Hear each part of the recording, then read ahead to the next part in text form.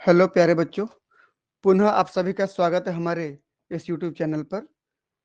आज के क्लास में हम बात करेंगे difference between invertebrate and vertebrate. Invertebrate यानी कि अकशेरुकी और वर्टिब्रेट यानी कि कशेरुकी।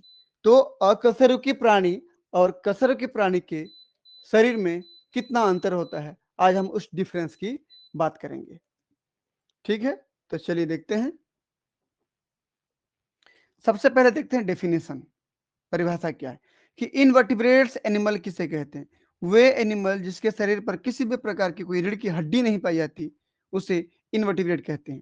तो an animal without A solid line of bone, bone की एक मोटी सी लाइन यानी कि जिसको बैकबोन कहते हो या वर्टिब्रल कॉलम कहते हो, गोइंग अलोंग इट्स बॉडी, पूरे बॉडी की लंबाई में कहीं पर भी यदि किसी प्रकार का कोई रीढ़ की हड्डी नहीं दिख रहा है तो उसे इनवर्टिब्रेट कहते हैं, यानी कि अकशेरुकी कहते हैं।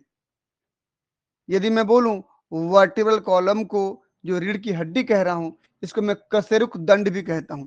तो जिसमें कशेरुक दंड नहीं पाई जाती है उसको अकशेरुकी कहते हैं, और जिनके शरीर में कशेरुक दंड यानी कि रीढ़ की हड्डी पाई जाती है उसे कशेरुकी प्राणी या वर्टिब्रेट्स कहते हैं। ठीक है, तो देखिए, a vertebrate is any animal with a backbone या वर्टिब्रल कॉलम। ये देखिए, जैसे आप देख पा रहे हैं, ये नोटोकार्ड था। नोटोकॉर्ड, नोटोकॉर्ड कैसी स्ट्रक्चर होती है कि जब हमारा एम्ब्रियोनिक डेवलपमेंट हो रहा होता है ना, तब ये नोटोकॉर्ड बनता है, और बाद में यही नोटोकॉर्ड ये डॉर्सल भाग पर जो हमारा नर्वस सिस्टम होता है उसको घेर लेता है प्रोटेक्शन के लिए। जब इसको घेर लेता है, देखिए इस प्रकार से घेर लेगा ऐसे ये, और यही नोटोकॉर्ड बदल जाता है फ्यूचर में जा करके वर्टिब्रल कॉलम में रीढ़ की हड्डी के रूप में या कशेरुक दंड के रूप में बदल जाता है। तो नोटोकॉर्ड बदलता है किसमें? वर्टिब्रल कॉलम में। ठीक, तो ये हो गया हमारा वर्टिब्रेट्स का डेफिनेशन। बहुत सिंपल सी भाषा में बात करें कि वह एनिमल जिनमें रीढ़ की हड्डी या कशेरुक दंड नहीं पाए जाते हैं उनको अकशेरुकी प्राणी या इनवर्टिब्रेट कहते हैं, और जिनमें रीढ़ की हड्डी या कशेरुक दंड पाए जाते हैं उसे कशेरुकी प्राणी या वर्टिब्रेट्स कहते हैं। ठीक, तो शुरू में जो ये कशेरुक दंड बनता है ना, तो डायरेक्ट नहीं बनता है, शुरू में ये नोटोकार्ड के रूप में बनता है। यही नोटोकार्ड धीरे धीरे हमारी nervous system, central nervous system यानी कि स्पाइनल कार्ड को जब घेर लेता है तो वही वर्टिब्रल कॉलम कहलाता है। तो नोटोकार्ड ही बदलता है आगे जाके वर्टिब्रल कॉलम में। ठीक, चलिए, तो केवल यही इतना ही अंतर नहीं है भाई, इनवर्टिब्रेट और वर्टिब्रेट में ढेरों अंतर हैं, बहुत सारे डिफरेंसेस हैं। यहां पर हम एक एक करके सभी डिफरेंस के बारे में बात करेंगे। तो सबसे पहला देखिए, पहले कॉलम में हमारे पास है सीरियल नंबर, फिर कैरेक्टर्स, फिर इनवर्टिब्रेट, फिर वर्टिब्रेट। एक एक करके कैरेक्टर को पढ़ते जाते हैं और अंतर जानने का प्रयास करते हैं। तो सबसे पहला जो हमारे पास पॉइंट है, पहला पॉइंट है सिमेट्री। सिमेट्री मतलब होता है सममिति। शरीर की संरचना किस प्रकार से, कितने प्रकार से बराबर भागों में काटा जा सकता है। ठीक है, तो इनवर्टिब्रेट रेडियल सिमेट्री वाले भी होते हैं, बायलेटरल वाले भी होते हैं, और सिमेट्री नहीं भी पाई थी, लेकिन मतलब एसिमेट्रिक भी होते हैं, ये एसिमेट्रिक भी होते हैं। ठीक, देख लीजिए, ये देखिए, तो जैसे ये इनवर्टिब्रेट जो होते हैं ना, यदि आप प्रोटोजोआ से यदि मानो, तो प्रोटोजोआ को यदि मैं मानता हूं इसमें, हालांकि प्रोटोजोआ एनिमेलिया किंगडम में नहीं आता है, ये प्रोटिस्टा में आता है, लेकिन फिर भी जूलॉजी वाले हम जब इनवर्टिब्रेट पढ़ते हैं तो सबसे पहला जो फाइलम पढ़ते हैं प्रोटोजोआ से शुरू करते हैं। तो प्रोटोजोआ, पोरीफेरा, सिलेंटेरेटा, फिर हेलमिंथीज, एनेलिडा, आर्थ्रोपोडा, मोलस्का, और लास्ट में एकाइनोडर्मेटा। ठीक, इतना को मैं यदि इनवर्टिब्रेट मानूं, तो इस इनवर्टिब्रेट में अगर सभी एनिमल को मैं कंपेयर करूं तो किसी किसी में बायलेटरल सिमेट्री होता है। बायलेटरल यानी कि किसी एनिमल को बीचों बीच उसकी पूरी लंबाई में काटोगे तो दो बराबर लेटरल भाग में बढ़ जाएगा, इधर राइट साइड का लेटरल, इधर लेफ्ट साइड का लेटरल। लेटरल मतलब होता है पार्श्व भाग, किनारा वाला। तो इधर राइट साइड का भाग, लेफ्ट साइड का भाग बराबर दो भागों में बटेगा, उसको बाइलेटरल कहते हैं। ठीक। और जैसे कुछ हमारे पास यहाँ पर रेडियल सिमेट्री वाले भी होते हैं, जैसे अब पॉलिप की बात करो, जैसे सिलेंट्रेटा में जो पॉलिप्स होते हैं, मेडुसा होते हैं, उनको यदि मैं बराबर भागों में बांटने का प्रयास करूं तो उनको कई बराबर भागों में बीचों बीच से काट सकता हूं, सेंटर वाला पॉइंट भी कटेगा, तो उनको बाइलेटरल सॉरी रेडियल सिमेट्री के नाम से जानते हैं। ठीक। बाइलेटरल मतलब केवल एक प्लान से काटा जा सकता है, राइट और लेफ्ट दो अर्धांश में काटा जा सकता है, और रेडियल में सेंटर पॉइंट को काटते हुए कई भागों से काट सकते हो, रेडियल सिमेट्री हो गया। और जिसको बराबर दो भागों में नहीं काट सकते आप, उसको नो सिमेट्री या एसिमेट्रिक कहते हो। ठीक। और यहां पर देखिए हमारे पास ये तो इधर के तो क्या हो गए, इनवर्टिब्रेट्स हो गए, इधर सबके सब वर्टिब्रेट्स हैं, जैसे फिश हो गया, एम्फीबिया, रेप्टाइल, बर्ड्स यानी कि एवीज और मेमल्स। तो इन सब में देखिए शरीर को पूरी लंबाई में काटोगे, बराबर दो भागों में, एक राइट और एक लेफ्ट भाग में बट रहा है, सभी में बटेंगे तो सबके सब क्या हो जाएंगे, बाइलेटरल सिमेट्री।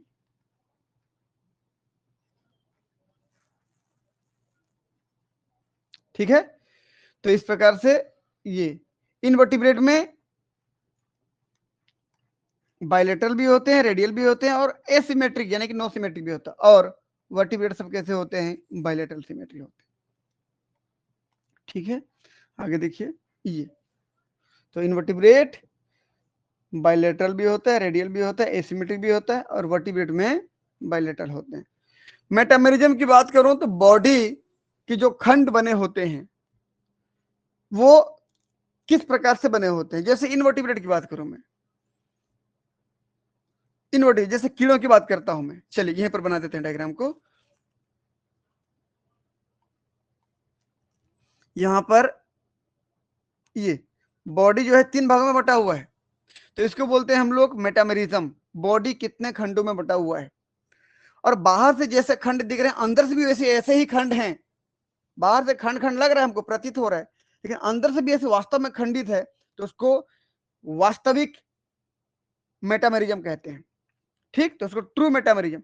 तो कुछ इन्वर्टिब्रेट ट्रू मेटामेरिज्म वाले होते हैं, जैसे ये हमारा आर्थ्रोपोडा हो गया, हमारा एनेलिडा हो गया, तो ट्रू वाले हो गए। कुछ सीडो मेटामेरिज्म होते हैं, सीडो मतलब बाहर से तो दिखते हैं मेटामेरिज्म जैसे, अंदर से नहीं होते हैं वो। और कुछ में तो मेटामेरिज्म होता ही नहीं है, जैसे आप पोरीफेरा वगैरह देख लीजिए, ठीक है ना, स्पंज वगैरह का जो ग्रुप है उनको देख लीजिए, उनका बॉडी खंडों में अलग अलग डिवाइड नहीं होता है। तो इनवर्टिब्रेट में वास्तविक ट्रू मेटामोरिज्म भी होता है, स्यूडो यानी कि फाल्स यानी कि झूठ मूठ का मेटामोरिज्म भी होता है, और किसी किसी में तो मेटामोरिज्म होता ही नहीं है। वर्टिब्रेट में बिल्कुल ट्रू मेटामोरिज्म होंगे, सिर अलग होगा, धड़ अलग होगा, और उसका जो एब्डोमेन वाला पूंछ वाला भाग होगा वो अलग होगा। यानी कि हम लोग का देखिए सिर वाला हिस्सा, छाती वाला हिस्सा और पेट वाला हिस्सा। ठीक। तो यहां पर रियल मेटामेरिज्म देखने को मिलेगा। अगला देखिए post anal tail. Post anal tail मतलब कि एनस के पीछे पूंछ पाया जाएगा, किसमें होता है देखिए, ये इधर इनवर्टिब्रेट का डायग्राम है, देखिए तो इधर वर्टिब्रेट्स का डायग्राम है, इधर एंटेरियर पार्ट है, इधर पोस्टेरियर है। सेम ऐसे वर्टिब्रेट का इधर एंटेरियर हो गया, इधर पोस्टेरियर हो गया। कंपेयर करते हैं, किसकी बात किया अभी हमने, कि पोस्ट एनल टेल। अब देखिए भाई पोस्ट एनल टेल किसमें पाया जा रहा है, ये एनस है। आप ये समझ लीजिए अगर माउथ ये है, मुंह है, तो ये एनस हो गया। अगर ये माउथ है तो ये एनस हो गया। तो एनस के बाद देखिए ये टेल दिख रहा है, ठीक है ना। तो पोस्ट एनल टेल क्या कहेंगे इसको हम लोग, पोस्ट एनल टेल किसमें मिलेगा? वर्टिब्रेटा में मिलेगा। इनवर्टिब्रेट में पोस्ट एनल टेल नहीं मिलता है।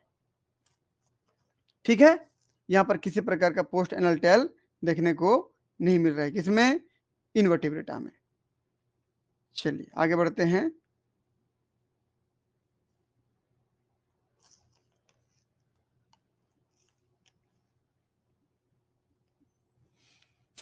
चलिए देखिए, तो इनवर्टिब्रेट में पोस्ट एनल टेल कैसा है? अब्सेंट है। वर्टिब्रेट में अक्सर देखने को मिलता है।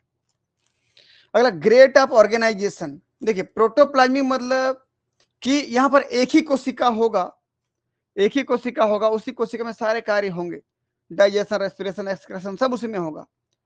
ठीक, तो प्रोटोप्लाज्मिक कहते हैं उसको। वहां पर प्रोटोप्लाज्म होते हैं। प्रोटोप्लाज्म में दो भाग होते हैं, एक्टोप्लाज्म, एंडोप्लाज्म। जैसे प्रोटोजुआ की बात करते हो, plasma sorry amoeba, paramecium, Euglena के अंदर जो होता है ना, वो प्रोटोप्लाज्मिक ऑर्गेनाइजेशन होता है। सेलुलर मतलब क्या होता है? पोरीफेरा में देखने को मिलता है। पोरीफेरा में ढेर सारे सेल तो होते हैं, मल्टीसेलुलर होते हैं, लेकिन सभी सेल अपना अपना अलग अलग कार्य करते हैं। टिश्यू में टिश्यू ग्रेड ऑर्गेनाइजेशन क्या होता है कि जैसे आप शिलेंट्रेटा की बात कर लीजिए, यहाँ टिश्यू बन गया है, टिश्यू बन गया, टिश्यू लेवल पे वो काम कर रहे हैं, ऑर्गन नहीं बना है। उसके बाद फिर आप हेलमिंथिस की बात कर लीजिए, जैसे प्लेटी हेलमिंथिस की बात कर लीजिए, वहां पर ऑर्गन ऑर्गन बन गया है, लेकिन ऑर्गन का सिस्टम नहीं बना है। ठीक है, प्लेटी हेलमिंथिस में तो ऑर्गन ग्रेड ऑर्गेनाइजेशन हो गया। और उसके बाद फिर एनेलिडा, आर्थ्रोपोडा, मोलस्का की बात करें तो ऑर्गन सिस्टम बन गए हैं, वहां डाइजेस्टिव सिस्टम, रेस्पिरेटरी सिस्टम ये बन गए। तो यानी कि इन्वर्टिब्रेट में ये सब प्रकार के सिस्टम देखने को मिलेंगे, मतलब सब प्रकार की चीजें मिलेंगी। प्रोटोप्लाज्मिक ग्रेड भी होगा, सेलुलर ग्रेड भी होगा, टिश्यू ग्रेड भी होगा, ऑर्गन ग्रेड भी होगा, ऑर्गन ग्रेड सिस्टम भी होगा। क्योंकि वर्टिब्रेट में सब में ऑर्गन बना रहता है भाई, डेवलप होता है ना ये। ऐसा माना जाता है कि इनवर्टिब्रेट से वर्टिब्रेट का निर्माण हुआ है। मैं ऊपर में कह दे रहा हूँ उसको, रुकिए। तो डेवलप होगा हमेशा वर्टिब्रेट, याद रखना। तो इनवर्टिब्रेट से वर्टिब्रेट का निर्माण हुआ है, तो डेवलप कौन होगा? वर्टिब्रेट। इसलिए वहां पर ऑर्गन सिस्टम, सब में ऑर्गन पाए जाएंगे, ऑर्गन सिस्टम यहाँ पर ग्रेट मिलेगा। ठीक है, अगला जर्म लेयर। जर्म लेयर में क्या होता है? इनवर्टिब्रेट में जब डेवलपमेंट चल रहा होता है ना, एम्ब्रियो का जब डेवलपमेंट चल रहा होता है, तो उस एम्ब्रियोनिक डेवलपमेंट में कुछ इनवर्टिब्रेट में डिप्लोब्लास्टिक टाइप का डेवलपमेंट चलता है। डिप्लोब्लास्टिक यानी कि दो जर्म लेयर मिलेंगे, एक्टोडर्म और एंडोडर्म, मीजोडर्म नहीं पाई जाती है। ठीक है, जैसे सिलेंट्रेटा में, किसकी बात कर रहा हूं मैं? सिलेंट्रेटा। सिलेंट्रेटा को किस नाम से जानते हो आप? निडेरिया के नाम से भी जानते हो।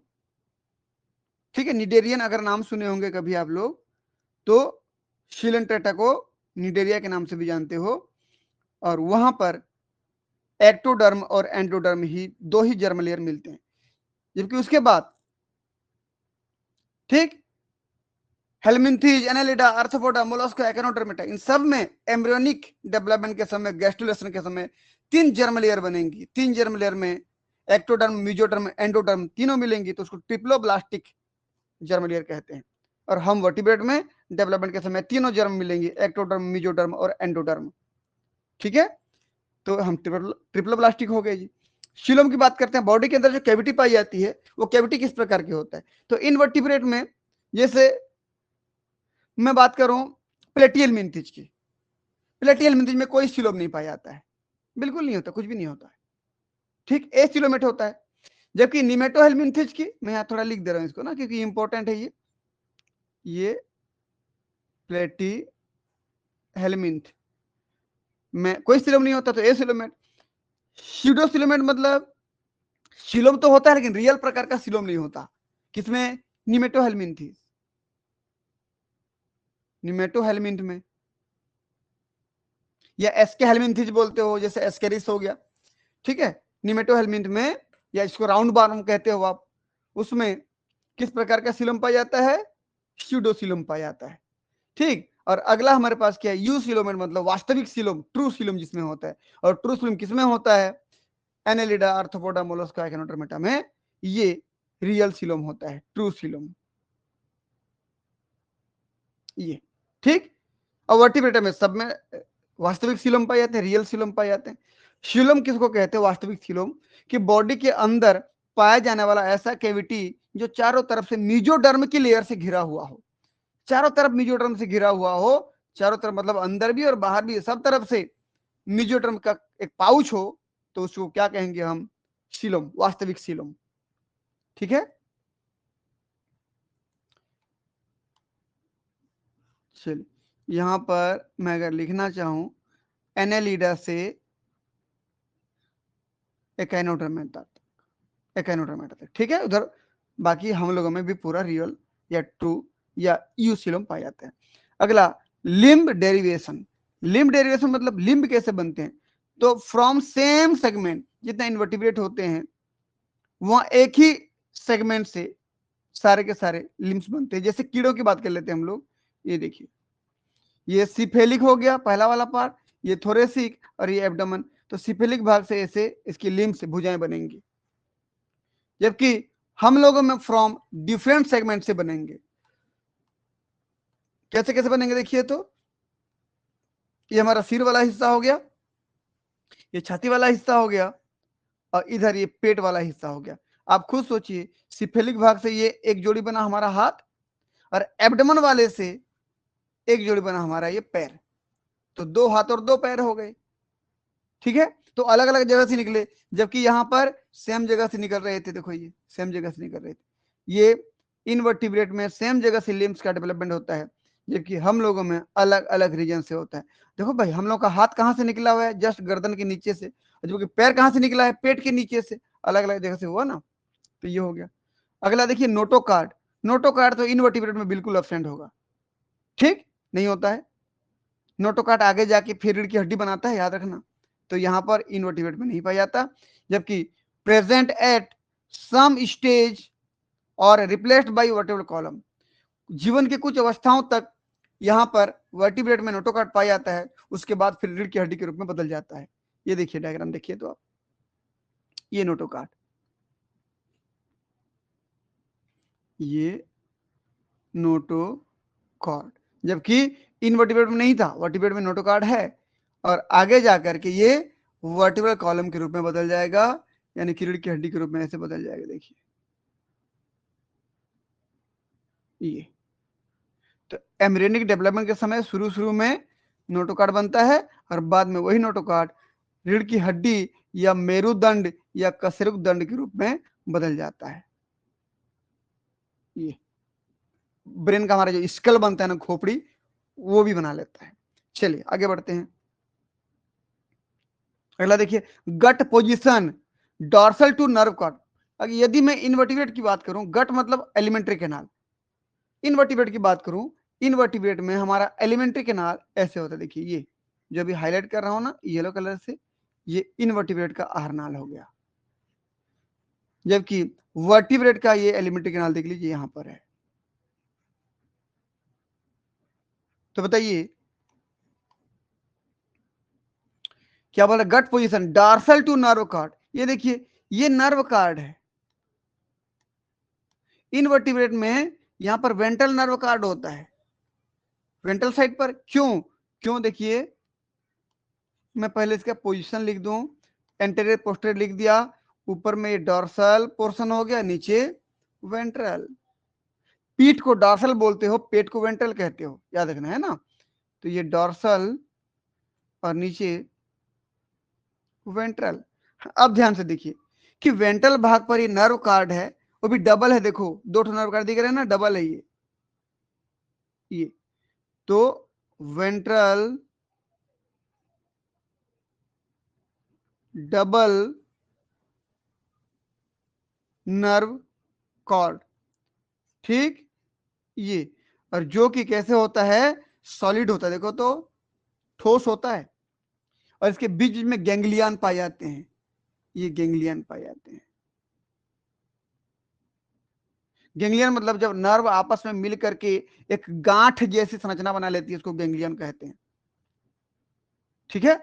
तो ये किसमें हो गया? इनवर्टिब्रेट में नर्व कॉर्ड। तो इसके ऊपर में ही तो गट है ना, ये गट, गट यानी कि एलिमेंट्री कैनाल, एलिमेंट्री कैनाल, ठीक। तो अब यहां पर देखिए वर्टिब्रेट के केस में क्या है,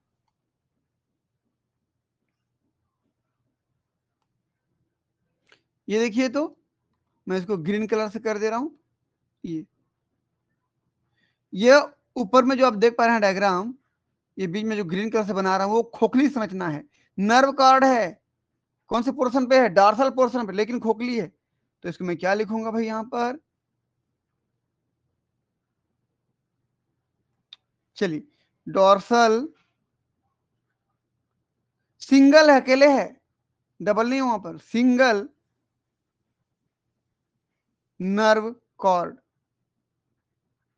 डॉर्सल सिंगल नर्व कॉर्ड, लेकिन वो होलो स्ट्रक्चर है, खोखली संरचना है। उस होलो स्ट्रक्चर में फ्लूइड बना होता है, सेरेब्रो स्पाइनल फ्लूइड, ठीक है। और कोई गैंग्लिया नहीं पाया जा रहा है यहां पर, देखिए किसी प्रकार का कोई गैंग्लिया नहीं दिखेगा, ठीक है। चलिए, तो अब बताइए इस वर्टिब्रेटा में गट ये हो गया, गट यानी कि एलिमेंट्री कैनाल, ठीक। तो अब बताइए नर्व कार्ड के हिसाब से अगर देखा जाए तो ये नर्व कार्ड हो गया, तो उसके डार्सल भाग पर एलिमेंट्री कैनाल है इनवर्टिब्रेट में, तो देख लीजिए, तो dorsal to the nerve cord के ऊपर में है, जबकि वर्टिब्रेटम में ventral to the nerve cord. देखो ये नर्व कार्ड ऊपर में है ग्रीन कलर वाला, उसके नीचे है हमारा आहार नाल, तो अंतर तो है ना। चलिए आगे बढ़ते हैं। अगला हमारे पास है फेरेंजियल गिल स्लिट्स, फेरिंग्स भाग पर क्लोम दरारें पाई जाएंगी, गिल्स जो रेस्पिरेशन करता है वो। तो इनवर्टिब्रेट में फेरिंग्स रीजन पे गिल्स नहीं होता।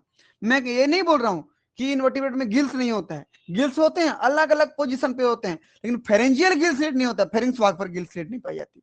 हाँ, जबकि वर्टिब्रेट में प्रेजेंट है any stage of life, vertebrate में जीवन की किसी न किसी अवस्था में वो मिलेगा, हम लोगों में भी था। हम जब एम्ब्रियोनिक अवस्था में डेवलप हो रहे थे ना, तो हमारे फेरिंग्स रीजन पे गिल स्लिट बनता था, फिर जैसे जैसे डेवलप होते गए गिल स्लिट गायब हो गया, उसके बदले लंग्स बनना शुरू हो गया हम लोगों में, ठीक है। तो यहां पर देखिए इनवर्टिब्रेट में यहां पर किसी प्रकार का, इसके फेरिंग्स रीजन पर किसी प्रकार का गिल नहीं है, जबकि यहां पर देखिए तो ये फेरिंजियल गिल स्लिट दिख रहा होगा आपको, ये फेरिंजियल गिल स्लिट्स प्रेजेंट है। तो वर्टिब्रेट में प्रेजेंट होता है, इनवर्टिब्रेट में नहीं पाया जाता।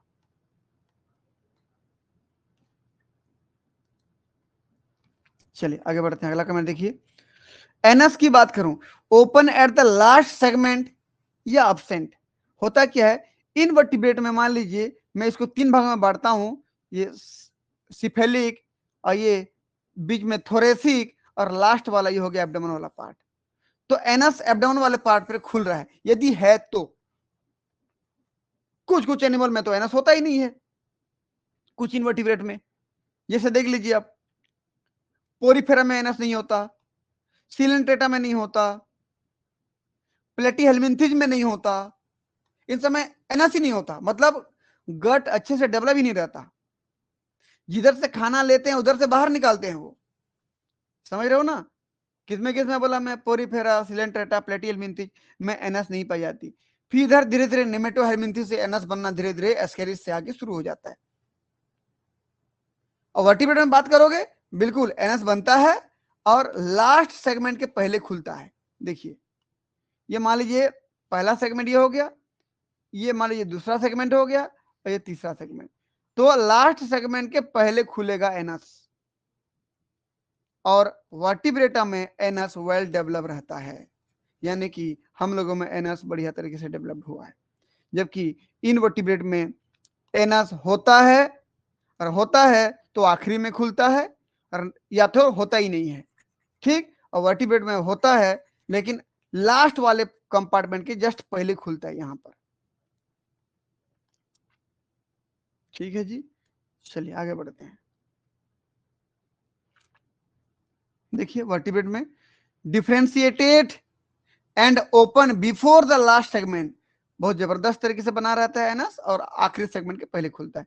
अगला blood vascular system, open, close या अब्सेंट। ध्यान से देखिएगा, ब्लड वेस्कुलर सिस्टम में यह हमारा हार्ट है, इनवर्टिब्रेट का हार्ट है, ये समझ लीजिए, ये हार्ट है, ये हम लोगों का हार्ट है। ठीक, ये डॉर्सल ब्लड वेसल्स है, डॉर्सल ब्लड वेसल्स, ये भी dorsal blood vessels, dorsal blood vessel. अब ध्यान से देखिए कि क्या बोल रहा है, blood vascular system open, close या एब्सेंट। अगर मैं बात करूं इनवर्टिब्रेट की, कुछ इनवर्टिब्रेट में तो ब्लड वेस्कुलर सिस्टम मिलता भी नहीं है, ठीक है, यानी कि सर्कुलर सिस्टम मिलता ही नहीं है, ये एनेलिडा से मिलना शुरू होता है। इसका मतलब पोरीफेरा, सिलेंटेटा, प्लेटियल मिंथीज, निमेटो हेलमिंथीज। हेलमिंथीज के दो भाग है ना, प्लेटियल मिंथीज और निमेटो हेलमिंथीज। यहाँ पर जो हमने लिखा था देखिए, तो ये हेलमिंथीज लिखा हो ना, यहाँ पर प्लेटियल मिंथीज पहला आता है और अगला आता है निमेटो हेलमिंथीज। पहले एक ही फैलम हुआ करता था हेलमिंथीज, बाद में उसको दो भाग में डिवाइड कर दिया। चपटे कृमियों का फाइलम जो बना प्लेटिहेलमिंथीज, और गोल कृमि का जो फाइलम बना वो निमेटोहेलमिंथीज। ठीक है, ये अलग अलग बांट दिया गया। तो मैं बोला सर्कुलेटरी सिस्टम जो मिलना शुरू होता है वो एनेलिडा से शुरू होता है। ठीक, एनेलिडा से सर्कुलेटरी सिस्टम बनना शुरू होता है। ठीक, और कुछ में ओपन टाइप का सर्कुलेटरी सिस्टम पाया जाता है और कुछ में क्लोज टाइप का सर्कुलेटरी सिस्टम पाया जाता है। भाई ओपन सर्कुलर सिस्टम क्या होता है, क्लोज सर्कुलर सिस्टम क्या होता है? ओपन सर्कुलर सिस्टम का मतलब होता है कि जिसमें ब्लड जब बह रहा होता है तो अपनी ट्यूब से बाहर निकल के एक कैविटी में आता है। जैसे मैं बोलूं यहाँ पर हार्ट था, ब्लड बह रहा है, ब्लड बहने के बाद यहाँ से ब्लड कुछ समय के लिए बाहर आएगा, एक कैविटी में जाएगा। इस कैविटी को बोलते हो आप हीमोसील। क्या कहते हैं इसको हम? हीमोसील। और यहाँ पर जो फ्लूइड आती है उसको बोलते हैं हीमोलिम्फ। ठीक है, फिर ये यहां से फिर किसी ट्यूब द्वारा कलेक्ट होता है और फिर पूरे बॉडी से बहते हुए हार्ट तक पहुंचता है। यानी कि ब्लड जब पूरे सर्कुलेटरी सिस्टम में बह रहा होता है तो वो बीच में कभी अपनी उस सिस्टम से, उस ट्यूब से बाहर निकल के हीमोसील में जाता है। ठीक, जब हीमोसील में जाता है तो मैं बोलूंगा इसको ओपन टाइप का सर्कुलेटरी सिस्टम। और जब केवल केवल ट्यूब में ही बह रहा होता है तो उसको क्लोज टाइप का सर्कुलेटरी सिस्टम कहते हैं। तो इनवर्टिब्रेट में कुछ में तो सर्कुलेटरी सिस्टम होता ही नहीं है, कुछ में ओपन टाइप का होता है और कुछ में क्लोज टाइप का सर्कुलेटरी सिस्टम होता है। ठीक है, बस एक बार इसको सेव कर लेते हैं हम लोग।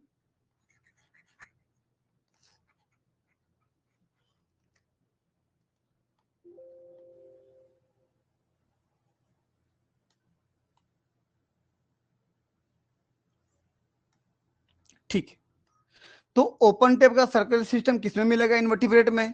आर्थ्रोपोडा और मोलस्का में। यहां पर मैं लिख दे रहा हूं, चलिए, ओपन टाइप का सर्कुलेटरी सिस्टम किसमें मिलेगा? आर्थ्रोपोडा और मोलस्का में। जबकि एनेलिडा, मोलस्का, सॉरी इकेनोडर्मेटा, इन सब में क्लोज टाइप का सर्कुलेटरी सिस्टम देखने को मिलेगा। ठीक है, यानी कि ब्लड कभी अपने ट्यूब से बाहर नहीं आएगा। और कुछ में तो होता ही नहीं, बोल रहा हूँ किसमें नहीं होता, ऑप्शन किसमें होता है? पोरीफेरा, सिलेंट्रेटा, प्लेटीहेलमिन्थीज, निमेटोहेलमिन्थीज, इन सब में तो होता ही नहीं है। ठीक है, और वर्टिब्रेट्स में, सभी वर्टिब्रेट में क्लोज टाइप का सर्कुलेटरी सिस्टम होता है, यानी कि ब्लड अपनी वेसल्स के अंदर ही बहते रहता है, कभी बाहर नहीं आता है। यानी कि हीमोसील जैसी कोई संरचना हम वर्टिब्रेट्स में नहीं पाई जाती है। अगला हार्ट की बात करूं, डॉर्सल भाग में भी हो सकता है, लेटरल में भी हो सकता है, या ऑप्शन भी हो सकता है। देख लीजिए, अभी जो दिख रहा है हार्ट, जो इनवर्टिब्रेट का डायग्राम बनाया हूं, इसमें यह हार्ट कौन सी साइड पर है? डॉर्सल साइड पर। इसको मैं क्या बोलूंगा? Dorsal heart. ठीक, ये डॉर्सल हार्ट हो गया। जैसे आप एनेलिडा में जाओगे, केचुआ में देखोगे तो उसके साइड साइड में दिखता है, राइट और लेफ्ट साइड में दिखेगा भाई ऐसे, इस साइड भी होगा उस साइड भी होगा, आरनाल के इस साइड में होगा आरनाल के उस साइड में होगा, वो लेटरल हार्ट कहलाएगा। तो इसमें इनवर्टिब्रेट, कुछ इनवर्टिब्रेट में डार्सल हार्ट मिलता है, कुछ में लेटरल हार्ट मिलता है, और कुछ में तो हार्ट मिलता ही नहीं है, जिसमें सर्कुलेटरी सिस्टम ही नहीं है, हार्ट कहां से मिलेगा। जैसे क्या बोला था मैं अभी, पोरीफेरा, सिलेंट, टेटाप्लेटी, हेलमिंथेस, निमेटो हेलमिंथेस, उसमें हार्ट होता ही नहीं है। वर्टिब्रेटा में हार्ट कहां पे होगा, वेंट्रल साइड पे, देखिए ये वेंट्रल हार्ट, वेंट्रल हार्ट, ठीक, ये वेंट्रल हार्ट होता है। अगला dorsal blood vessels, dorsal blood vessel की बात करोगे इनवर्टिब्रेट में देखिए तो ये डॉर्सल ब्लड वेसल है, ये अगर आप देख पा रहे हैं देखिए, ये ब्लड को कहां से किधर फ्लो करवाता है भाई, ये देखिए ब्लड को पीछे साइड से कलेक्ट करके हार्ट से गुजरते हुए बॉडी के आगे साइड तरफ भेजता है, ये पूरा ट्यूब लगा हुआ है ना इधर ऐसे। तो इनवर्टिब्रेट में ब्लड एंटेरियर तरफ बहता है, देख लीजिए इनवर्टिब्रेट में ब्लड फ्लो एंटेरियरली आगे तरफ बहता है, डॉर्सल ब्लड वेसल में ना, जबकि वर्टिब्रेट में डॉर्सल ब्लड वेसल में, ये डॉर्सल ब्लड वेसल देखो यहां पर दिखा है आपको ये, तो ब्लड किधर बहता है भाई, यहां पर ध्यान से देखिएगा, पूरे बॉडी से कलेक्ट हुआ वेंट्रल एओर्टा द्वारा, और ये देखिए ये पूरे बॉडी के पिछले हिस्से में ब्लड सप्लाई हो रहा है, ठीक, ये पूरे अलग अलग एनिमल में थोड़ा अलग अलग होगा, लेकिन जो एवरेज है उसकी बात कर रहा हूं मैं, कि पूरे बॉडी से इंप्योर ब्लड, जैसे हम लोग की बात करूं तो वेना केवा में कलेक्ट हुआ, हार्ट में गया, फिर मेन एओर्टा के द्वारा वो डार्सल ब्लड वेसल से होते हुए बॉडी के पिछले हिस्से की तरफ ब्लड सप्लाई करता है ऐसे। तो ब्लड फ्लो पोस्टीरियर साइड की ओर हो रहा है, देखिए the blood flow posteriorly, dorsal blood vessel invertebrate में ब्लड को आगे भेजता है, ब्लड को आगे भेजता है, जबकि वर्टिब्रेटा में ब्लड को पीछे भेजता है। चलिए ये हो गया। अगला देखिए 15 नंबर पे हमारे पास हिपेटिक पोर्टल वेन, इनवर्टिब्रेट में कोई लीवर ही नहीं होता, तो हिपेटिक पोर्टल वेन के सवाल नहीं उठता, नहीं पाई जाती यहाँ पे। वर्टिब्रेटा में हिपेटिक पोर्टल वेन पाई जाती है, इसका काम क्या होता है कि डाइजेस्टिव सिस्टम से, पेनक्रियाज से, ठीक, जो भी टॉक्सिक ब्लड होते हैं, डीऑक्सीजनेटेड ब्लड वगैरह होते हैं, उनको कलेक्ट करना है, किसका काम है, हिपेटिक पोर्टल वेन, तो वर्टिब्रेट में मिलता है वो। अगला हीमोग्लोबिन, यदि इनवर्टिब्रेट में हीमोग्लोबिन है तो वो प्लाज्मा में मिला होगा, आरबीसी नहीं होगा इसके शरीर में, या तो हीमोग्लोबिन होगा ही नहीं, या तो होगा ही नहीं, और होगा तो प्लाज्मा में होगा, जबकि हम लोगों में होता है, किसमें होता है, आरबीसी में, रेड ब्लड कार्पल्स में, आरबीसी के अंदर होता है, ठीक। रेस्पिरेशन की बात करो, इनवर्टिब्रेट में बहुत सारे एनिमल जनरल बॉडी सरफेस से रेस्पिरेशन करते हैं, यदि प्रोटोजोआ को मैं इनवर्टिब्रेट मान के चलता हूं तो अमीबा, पैरामेसियम, ये बॉडी सरफेस द्वारा रेस्पिरेशन करते हैं। या जैसे आर्थ्रोपोडा में आते हैं आप लोग, झींगा आ जाइए, झींगा में गिल्स पाए जाते हैं रेस्पिरेशन करने के लिए। ट्रैकी में जितना इंसेक्ट होते हैं, कीड़े होते हैं, सब ट्रैकियल सिस्टम के द्वारा रेस्पिरेशन करते हैं, जबकि वर्टिब्रेट में रेस्पिरेटरी सिस्टम के रूप में गिल्स होती है, मछलियों में देख लीजिए गिल्स पाई जाती है, और जिनमें गिल्स नहीं होता उनमें लंग्स पाई जाती है फेफड़े के रूप में, ये रेस्पिरेशन को पूरा करते हैं फेफड़े से। कुछ ऑर्गेनिज्म होते हैं जिनमें जनरल बॉडी सरफेस से भी होता है, जैसे मेंढक की बात कर लीजिए, है ना, एम्फीबिया, फ्रॉग, वो जनरल बॉडी सरफेस से भी करते हैं, ठीक, लेकिन सब में नहीं होगा ना जी, केवल एम्फीबिया के ग्रुप में होगा। अगला 18 नंबर पे आते हैं नर्वस सिस्टम, अभी मैं बोला था, ये देखिए तो इनवर्टिब्रेट में जो नर्वस सिस्टम होता है, ये मैं इसको कलर कर दे रहा हूं, देखिए भाई ध्यान से, ये नर्वस सिस्टम वेंट्रल भाग पर होगा, डबल होगा, और ये नर्व कार्ड कैसा होगा, सॉलिड होगा, सॉलिड, अब बीच में गैंग्लियन पाए जाएंगे ये सब, ठीक है, देख लीजिए,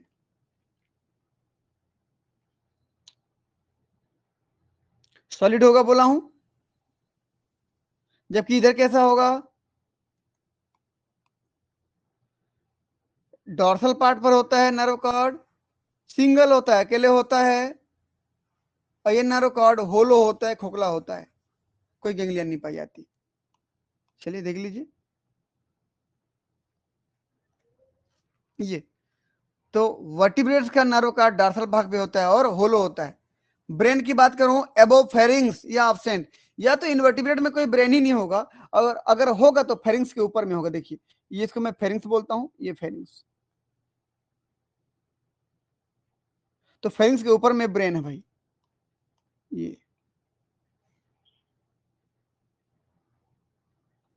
ये ब्रेन डेवलप नहीं होता है, ये सरकम फेरेंजियल गैंग्लियन है, इस गैंग्लियन को ही ब्रेन कह रहा हूं मैं। फेरिंग्स के ऊपर, ये ऐसे इधर से ऐसे उधर पीछे से भी ऐसे आया होगा, मेरे होंगे ऊपर में, ठीक है। जबकि यहां पर देखिए तो जबरदस्त तरीके से डेवलप होगा, और फेरिंग्स के जस्ट ऊपर सिर वाले हिस्से में, यहां पर हमारा सिर होता है, सिर वाले हिस्से में ब्रेन डेवलप होगा।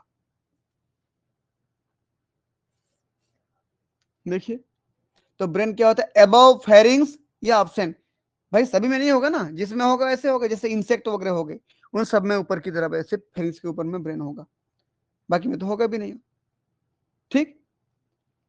बाकी ज्यादा अंदर आप जानने का प्रयास मत करिए, क्योंकि 8-9 फाइलम है, सब में अलग अलग तरीके से होगा, तो हम एक जनरल डिफरेंस की बात कर रहे हैं। वर्टिब्रेट की बात करें तो dorsal to pharynx to head, pharynx के ऊपर में डॉर्सल भाग पर, जो कि हेड बनाता है, यही तो हेड बनाता है, यही तो ब्रेन है, ब्रेन है, और ये हेड वाले रीजन को बनाता है। चलिए अगला हमारे पास है 20वां नंबर पे, 20 नंबर पे क्या है, नर्व कॉर्ड। मैं क्या बोला, इनवर्टिब्रेट का नर्व कॉर्ड डबल होता है, वेंट्रल भाग पर होता है, यूजुअली बियरिंग गैंग्लिया पाए जाते हैं। देखिए वेंट्रल होता है, डबल होता है, और इसमें गैंग्लिया पाए जाते हैं। जबकि इसमें डॉर्सल होता है, सिंगल होता है, कोई गैंग्लिया नहीं पाया जाता। देखिए डॉर्सल होता है, सिंगल होता है, विदाउट गैंग्लिया, ठीक। रूट ऑफ सेगमेंटल नर्व, ये क्या होता है भाई, जब आप किसी नर्व कॉर्ड का टीएस सेक्शन लेते हो, ट्रांसवर्स सेक्शन। चलिए मैं यहां पर एक किसी नर्व का ट्रांसफर सेक्शन ले रहा हूं, देखिए तो ये, इसका भी ले लेते हैं ऐसे,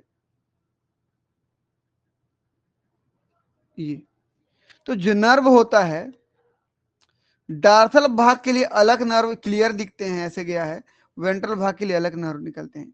ये उस स्पाइनल कार्ड की बात कर रहा हूं मैं, ये सेंट्रल नर्वस सिस्टम, यहां पर इसका टीएस काट लेने पर हमको डार्सल भाग के लिए अलग रूट, वेंट्रल भाग के लिए अलग रूट दिखेगा। जबकि यहां पर ऐसा कुछ नहीं होता, डार्सल वेंट्रल भाग क्लियर नहीं होता, ठीक है ना। ये देख लीजिए, तो dorsal and ventral root not separated, but in vertebrate dorsal and ventral separated, दोनों के नर्व अलग अलग होंगे, डॉर्सल भाग के और वेंट्रल भाग के, यदि आप स्पाइनल कॉर्ड का टीएस सेक्शन लेते हो तो। रिप्रोडक्शन की बात करूं, ए सेक्सुअल रिप्रोडक्शन प्रीडोमिनेंट, ए सेक्सुअल मतलब विदाउट गेमीट, स्पर्म और ओवम के बिना ही ये अपने संख्या को बढ़ाने की ताकत रखते हैं। जैसे शरीर के खंड खंड होते जाते हैं, नए नए ऑर्गेनिज्म बनते जाते हैं, जैसे आप ये समझ लीजिए कि एक ओबेलिया है, ओबेलिया को हमने काट दिया तो नया ओबेलिया बन गया। हाइड्रा सुने होंगे नाम, हाइड्रा को काट दिया तो नया हाइड्रा बन गया। पैरामेसियम टूट गया बीच से, दो पैरामेसियम बना लिया। तो ए सेक्सुअल रिप्रोडक्शन ज्यादा होता है इनवर्टिब्रेट में। एक स्टार फिश का आर्म यानी कि भुजा कट गया, दूसरा स्टार फिश बन गया, ठीक है ना। तो इनवर्टिब्रेट में ए सेक्सुअल रिप्रोडक्शन ज्यादा देखने को मिलता है, जबकि वर्टिब्रेट में सेक्सुअल रिप्रोडक्शन ज्यादा देखने को मिलता है, यानी कि स्पर्म और ओवम के बिना बच्चे पैदा नहीं हो सकते, ठीक। तो ये होते हैं, गैमिट की जरूरत पड़ती है तभी बच्चे पैदा होते हैं, तो उसको मैं बोलूंगा सेक्सुअल रिप्रोडक्शन। अगला regeneration power, usually good. Invertebrate में क्या होता है, अगर कोई अंग टूट जाता है तो तुरंत रीजनरेट हो जाता है, रीजनरेशन पावर ज्यादा होती है, ठीक। जबकि हम लोगों में रीजनरेशन पावर पुअर होती है। यदि हमारा उंगली कट जाए तो क्या दूसरा उंगली बन जाएगा, नहीं बनेगा। वो अलग बात है, सैलामेंडर का पूंछ कट जाता है तो बन जाता है, लेकिन धीरे धीरे बनता है। हाथ कट जाता है तो बन जाता है, हमको घाव चोट लग जाती है तो घाव बन जाता है, घाव भरने में महीनों लग जाते हैं। लेकिन इनवर्टिब्रेट का कोई अंग टूट गया तो तुरंत कुछ दिन में ही भर जाएगा वो। तो रीजनरेशन पावर इनमें ज्यादा होती है, हम लोगों में रीजनरेशन पावर बहुत ही कम होती है। ठीक। अगला बॉडी टेम्परेचर। बॉडी टेम्परेचर क्या होता है? जो बदलते हुए वातावरण के साथ अपने बॉडी के तापमान को बदल देते हैं, उन्हें हम कोल्ड ब्लडेड एनिमल कहते हैं। यानी कि टेम्परेचर फ्लक्चुएट होता है, टेम्परेचर फ्लक्चुएट यानी कि अनस्टेबल, यानी कि इन्वायरमेंट के अनुसार बदलते रहता है। यदि इन्वायरमेंट में 45 डिग्री सेल्सियस है तो बॉडी को उसके हिसाब से टेम्परेचर को बढ़ा देंगे, और इन्वायरमेंट में टेम्परेचर कम हो गया तो बॉडी का टेम्परेचर कम हो जाएगा। उस प्रकार के एनिमल को कोल्ड ब्लडेड एनिमल कहते हो, या पोइकिलोथर्मिक कहते हो, या एक्टोथर्मिक कहते हो। ठीक। जबकि वर्टिब्रेट में फिश, एम्फीबिया, रेप्टाइल, ये तीनों के तीनों कोल्ड ब्लडेड होते हैं। कौन कौन होते हैं? फिश, एम्फीबिया एंड रेप्टाइल, ये कोल्ड ब्लडेड होते हैं। जबकि वार्म ब्लडेड में बर्ड और मेमल्स, बर्ड एंड मेमल्स। याद रखना, ये रेड कलर से जो लिखा हूं ना, ये फिश, एम्फीबिया, रेप्टाइल, ये कोल्ड ब्लडेड है। ठीक। और बर्ड, मेमल वार्म ब्लडेड है। कोल्ड ब्लडेड मतलब बदलते हुए तापमान के साथ शरीर के तापमान को बदल देना, कोल्ड ब्लडेड एनिमल।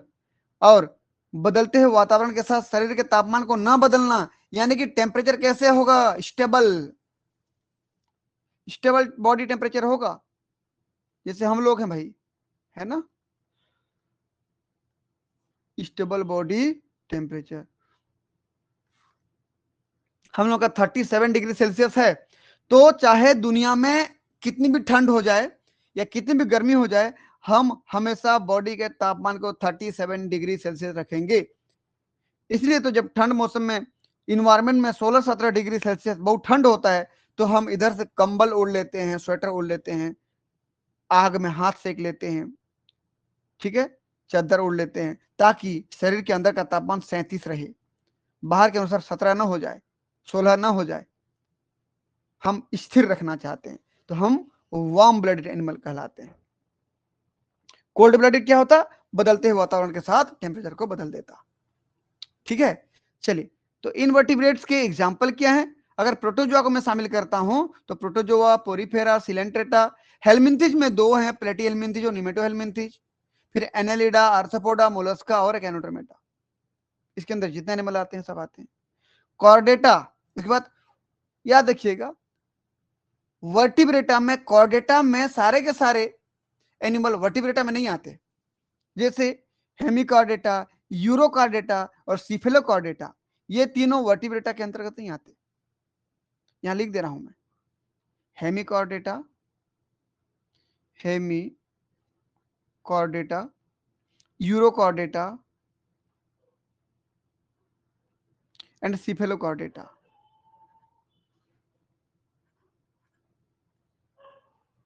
ठीक। हेमिकॉर्डेटा में अगर आप पढ़े होंगे बेलेनोग्लासस, यूरोकॉर्डेटा में पढ़े होंगे हार्डमानिया, सिफेलोकॉर्डेटा में आप पढ़े होंगे ब्रेंकियोस्टोमा या एम्फियोक्सस। ठीक है। तो ये सब वर्टिब्रेटा नहीं है। ठीक, ये वर्टिब्रेटा नहीं है। तो यानी कि सारे कार्डेट वर्टिब्रेटा में नहीं आते। तो कौन आते हैं?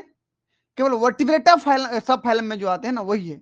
उस वर्टिब्रेटा में कौन कौन आते हैं? देखिए, cyclostome, fish, amphibia, reptile, bird, mammal, ये सब इसमें आते हैं।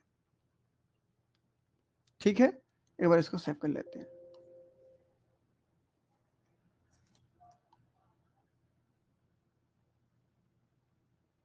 चलिए भाई, तो कुल मिला के इनवर्टिब्रेट और वर्टिब्रेट में लगभग हमने 24-25 अंतर पढ़ लिया।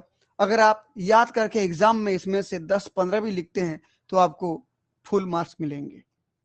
ठीक है। इसके बाद लास्ट में कंक्लूजन।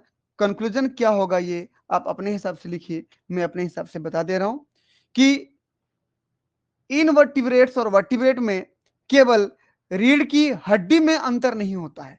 हमने क्या कहा था डेफिनेशन में शुरू में, कि इनवर्टिब्रेट कहने का मतलब है कि जिसमें रीढ़ की हड्डी ना हो, मेरुदंड ना हो, वर्टिब्रल कॉलम ना हो, उसको इनवर्टिब्रेट कहते हैं। और वर्टिब्रेट मतलब जिसमें रीढ़ की हड्डी हो, मेरुदंड हो, वर्टिब्रल कॉलम हो, उसको वर्टिब्रेट या अकशेरुक कशेरुकी कहते हैं। जिसमें कशेरुक दंड पाई जाती है उसको कशेरुकी कहते हैं। कशेरुक दंड को वर्टिब्रल कॉलम भी कहते हैं तो वर्टिब्रेट्स कहते हैं।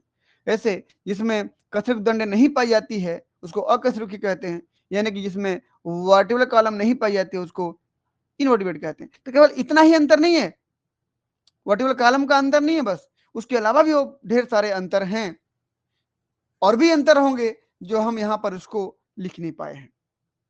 इसका मतलब इनवर्टिब्रेट और वर्टिब्रेट बहुत, उसके अंदर जितने भी ऑर्गेनिज्म आते हैं उनमें बहुत डाइवर्सिटी है, और सब ऑर्गेनिज्म में कुछ ना कुछ थोड़ा थोड़ा अंतर रहेगा।